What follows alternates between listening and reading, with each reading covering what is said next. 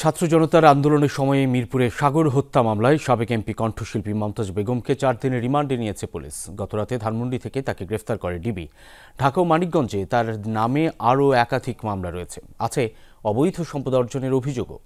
Stay সেফের double layer প্রোটেকশনই পিরিয়ডের heavy floor দিনগুলোতে আমাকে রাখে নিরাপদে। Stay safe.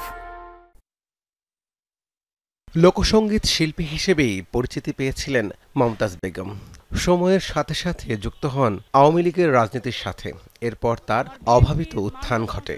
সংসদ সদস্য নির্বাচিত হন। আমার বিএনপির মাননীয় সংসদ সদস্যদেরকে বলবো যে আপনাদের নেত্রীর পরিচয়টা কি। শিল্পী হওয়ায় সুযোগ পেলেই গান গাইতেন, তা সেটা গানের মঞ্চ কিংবা সংসদ অধিবেশন। আমি দেশ বিদেশে ঘুরে ঘুরে জয় বাংলার গান গাই, আমার নেত্রী শেখ হাসিনা তুলনা যার না। মানিকগঞ্জ 2 আসনের সাবেক এই সংসদ সদস্যের বিরুদ্ধে ভিপি বাহিনী গড়ে তোলা সহ নানা অপরাধের অভিযোগ রয়েছে। জুলাই গণ অভ্যুত্থানের সময় ছাত্র জনতার বিরুদ্ধে বক্তব্য দিতেও দেখা যায় মমতাজকে। সোমবার রাতে ধানমন্ডির একটি বাসা থেকে মিরপুর মডেল থানার হত্যা মামলায় মমতাজকে গ্রেফতার করা হয়। পরে কড়া নিরাপত্তায় আদালতে হাজির করে 7 দিনের রিমান্ড চায় পুলিশ।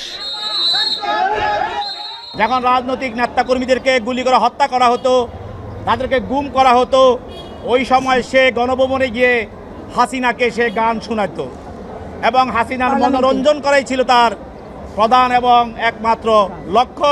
আজকে 5 আগস্টের পর সে পালিয়েছিল, আত্মগোপনে ছিল। তারপরে পরবর্তীতে তার পুলিশ খোঁজাখুঁজি করে জনগণের সহযোগিতায় তাকে খুঁজে পায়।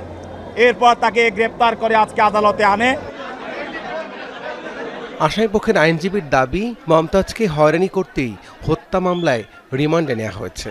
এই মামলায় কোনো সুনির্দিষ্ট কোনো অভিযোগ ছিল না। মমতাজের বিরুদ্ধে আরও মামলার পাশাপাশি অবৈধ উপায়ে সম্পদ অর্জনের অভিযোগও রয়েছে।